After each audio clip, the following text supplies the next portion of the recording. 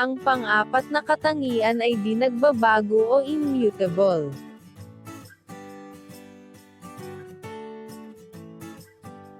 Ito ay hindi nagbabago ang likas na batas moral dahil hindi nagbabago ang pagkatao ng tao o nature of man. Maging ang layo ng tao sa mundo ay hindi nagbabago.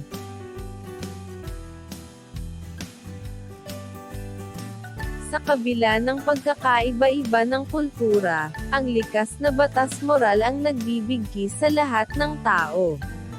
Ito rin ang nagpapatupad ng iisang alituntunin para sa lahat.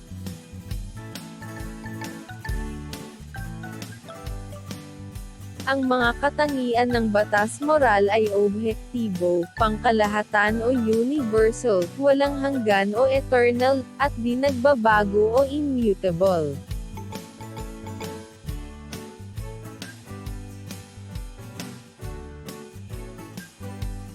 Tandaan, ang likas na batas moral ang pinagbabatayan ng paghuhusga ng konsyensya na gawin ang mabuti at iwasan ang masama sapagkat may kamalayan at kalayaan ang pagtungo sa kabutihan.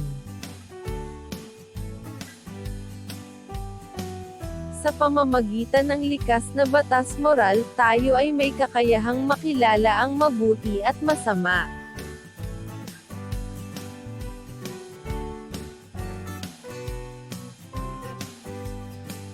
Subukin natin ang iyong natutunan. Panuto, sagutin ng tama o mali sa mga sumusunod.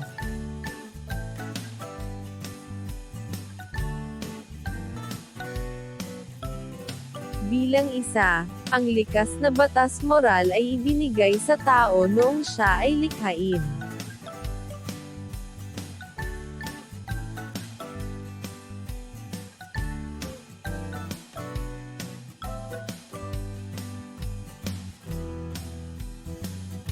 Ang tamang sagot ay tama. Ang likas na batas moral ay ibinigay sa tao noong siya ay likhain.